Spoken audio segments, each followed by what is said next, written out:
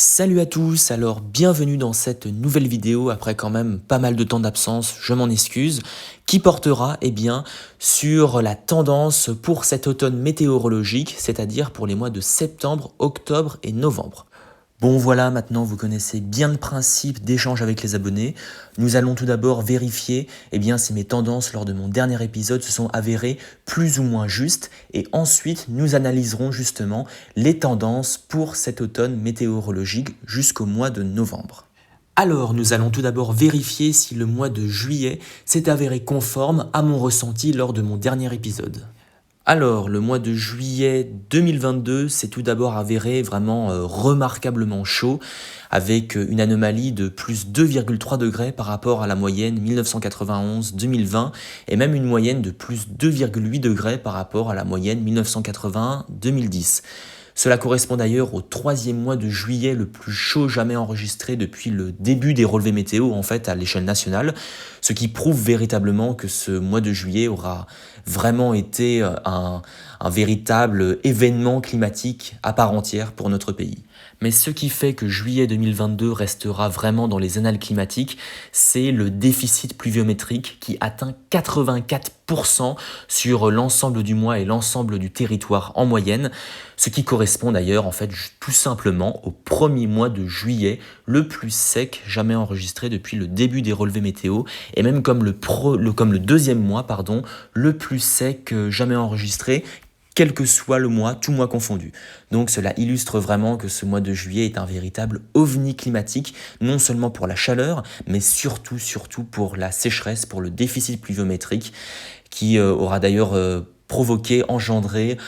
eu un terreau fertile finalement pour de très nombreux incendies sur le territoire, notamment dans Gironde, dans les Landes, mais également en Bretagne, dans les Pays de la Loire, et bien évidemment dans le sud-est du pays, avec des centaines, des dizaines de milliers d'hectares brûlés lors de ce mois, ce qui en fait véritablement un mois tout simplement hors norme, climatiquement parlant. Alors, dans mon dernier épisode d'échange avec les abonnés, je m'attendais à ce que juillet 2022 soit un mois vraiment très chaud. Je m'attendais vraiment à une anomalie de température autour des plus 2 degrés. Et du coup, en voyant ce qui s'est produit, finalement, de ce point de vue-là, j'ai eu raison, vu que l'anomalie de température par rapport à la nouvelle norme est de plus 2,3 degrés, et je m'attendais à avoir un mois de juillet autour de plus 1,5, plus 2 degrés d'anomalie, donc un mois de juillet particulièrement chaud.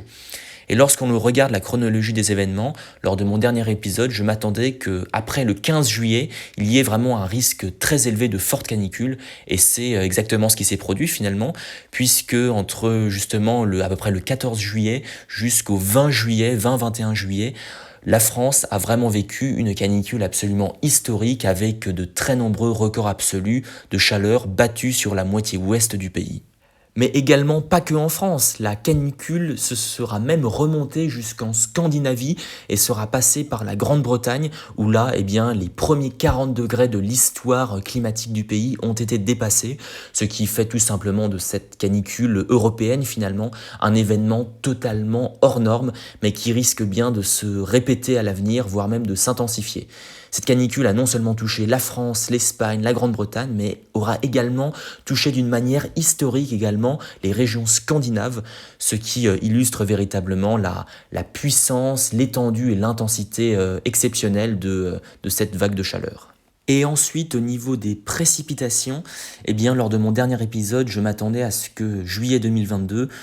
soit un mois vraiment particulièrement sec, avec peu voire aucune dégradation orageuse sur l'ensemble du mois. Et malheureusement pour nous tous, malheureusement j'ai vu juste là encore avec ce déficit de précipitation tout simplement historique. Même moi j'en étais presque étonné alors que je m'attendais à un mois de juillet exceptionnellement sec. Je ne m'attendais vraiment pas à voir vraiment ce mois de juillet devenir le plus sec jamais enregistré, plus encore que juillet 76 ou juillet 2003 ou bien d'autres mois de juillet historiquement secs, juillet 2019 encore par exemple pour être plus proche. Mais bon voilà, j'ai vu juste pour l'énorme déficit de précipitation, même s'il aura été finalement encore plus important que ce que je pensais au final. Et pour ce qui est des orages, eh bien là aussi malheureusement j'ai vu juste, je m'attendais à avoir peu voire aucune dégradation orageuse du mois. Et ben finalement il n'y a eu aucune dégradation orageuse en fait quand on regarde bien dans ce mois de juillet. À un moment il y a peut-être eu quelques orages localisés et même localement forts à un moment vers le 19-20 juillet sur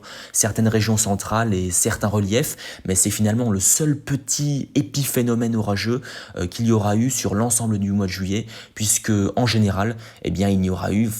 en fait vraiment aucune dégradation orageuse, excepté bien sûr par endroits quelques orages localisés sur les reliefs. Juillet 2022 aura, en plus d'être un mois exceptionnellement sec, eh bien, comme vous vous en doutez, un mois historiquement peu orageux là aussi. Alors pour ce qui est du mois d'août 2022, eh bien dans mon dernier épisode, je m'attendais à ce que août soit un mois quand même assez orageux cette fois-ci, contrairement à juillet, avec cette fois-ci des dégradations orageuses plus intenses, plus marquées, plus étendues sur l'ensemble du pays. Et au niveau des orages, en fait, cela s'est plus ou moins avéré juste finalement, puisque en milieu de mois, notamment entre le 12 et le 20 août à peu près, eh bien, des dégradations orageuses quand même assez intenses, même localement très violentes, notamment autour de la Méditerranée, se sont produites et d'une manière également assez étendue sur de nombreuses régions du pays, y compris les régions centrales par exemple, de nombreux reliefs, la Méditerranée, le sud-ouest, même une partie de l'ouest du pays très touchée par la sécheresse. Mais voilà, cet intermède orageux, certes très intense, n'aura finalement duré que quelques jours et n'aura été vraiment pas suffisant pour atténuer la sécheresse sur l'ensemble du pays, ce qui fait que ce mois d'août 2022 sera resté quand même particulièrement sec avec un déficit de 47% à l'échelle nationale, alors que je m'attendais à ce que août 2022 soit quand même un mois un peu plus proche des moyennes saisonnières en termes de précipitations. Donc c'est en ça que je me suis quand même plutôt trompé pour ce mois d'août, pour ce qui est des précipitations que je m'attendais plutôt proche des moyennes, alors qu'elles ont été quand même malgré l'intermède orageux intense du milieu de mois, très déficitaire finalement.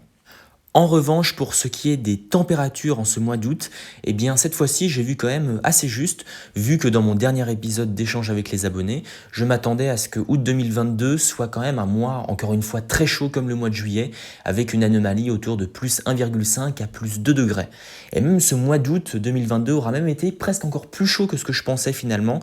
vu qu'il y aura eu une anomalie de température de plus 2,5 degrés par rapport à la moyenne 1991-2020, et même encore pire si on compte la moyenne 1981-2010, avec une anomalie de plus 3 degrés. Donc vraiment, j'aurais quand même vu juste au niveau des températures pour ce mois d'août, même si finalement l'anomalie de température aura été là aussi encore plus importante que ce que je pensais au final. Maintenant que ça c'est dit, nous allons donc passer à la tendance pour les 3 prochains mois, pour les mois de septembre, octobre et novembre. Alors tout d'abord pour le mois de septembre, eh bien dans mon dernier épisode d'échange avec les abonnés que j'avais sorti fin juin, début juillet dernier, eh bien je m'étais déjà aventuré à à extrapoler une forme de tendance pour le mois de septembre, pour le premier mois de l'automne météorologique. Et à l'époque, je m'attendais à ce que septembre 2022 soit un mois vraiment très changeant, assez humide et avec des températures autour des moyennes saisonnières. Alors, au niveau des précipitations, je ne vais pas beaucoup changer ma tendance, vu que visiblement, vu les prévisions pour les prochains jours et les prochaines semaines, eh bien, il semblerait que ce mois de septembre 2022 soit quand même un mois assez humide.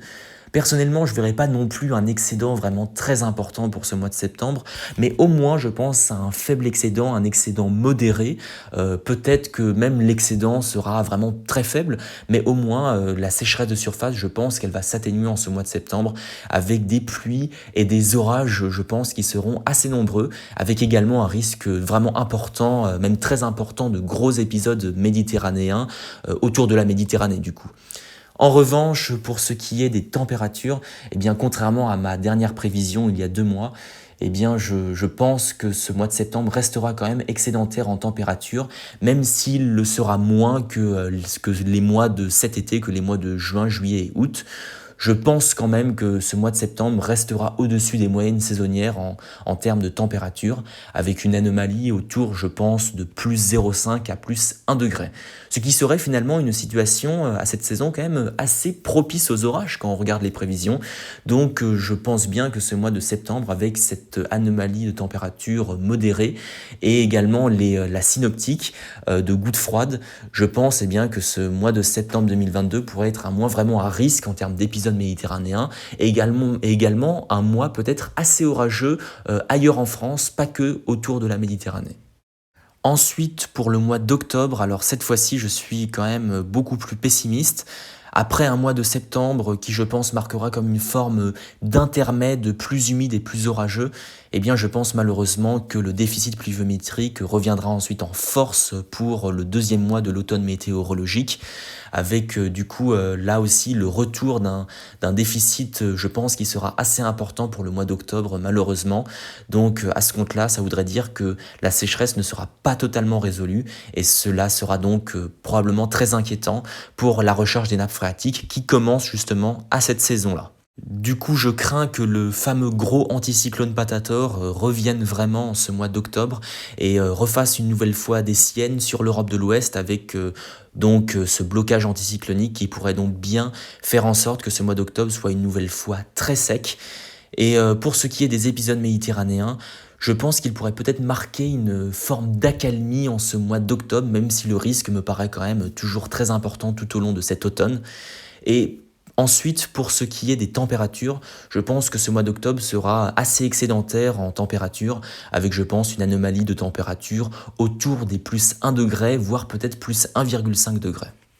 Et ensuite, pour le mois de novembre, alors là, même si c'est quand même assez loin, eh bien, je crains que le déficit pluviométrique va encore se poursuivre, malheureusement, ce qui serait vraiment une très très très mauvaise nouvelle pour la recharge des nappes phréatiques.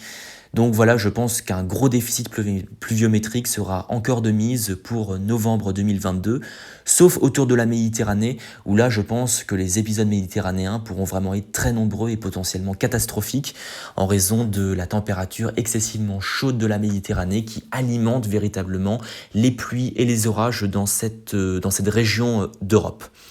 Et pour ce qui est des températures, là je ne peux pas vraiment dire grand chose, mais je pense cette fois-ci que pour le mois de novembre, eh bien, les températures pourraient être un petit peu plus basses en termes d'anomalies. Je verrai un mois de novembre peut-être même un peu froid, avec une anomalie de température qui se rapprocherait des moyennes saisonnières, ce qui voudrait dire que des gelées parfois assez marquées pourraient commencer vraiment à faire vraiment leur apparition en ce mois de novembre 2022 avec un froid sec, je pense, qui sera peut-être assez important, mais voilà, toujours un froid sec finalement, ce qui voudrait dire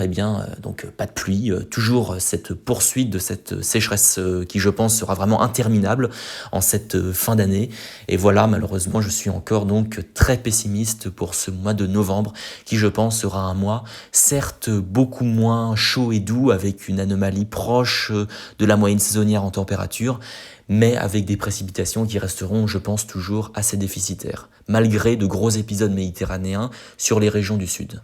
Et voilà, j'en ai donc fini avec cet épisode d'échange avec les abonnés. J'espère qu'il vous aura plu, malgré mes tendances quand même très peu optimistes pour la suite de cet automne. Donc voilà, j'espère que cette vidéo vous aura plu. Et n'oubliez pas à liker, mettre un commentaire, et puis si possible, vous abonner. Donc voilà, j'en ai donc fini avec cette vidéo. Salut à tous, et on se retrouve peut-être pour une prochaine vidéo. Peut-être que ce sera une vidéo d'orage, qui sait. Donc voilà, salut à tous, et à bientôt.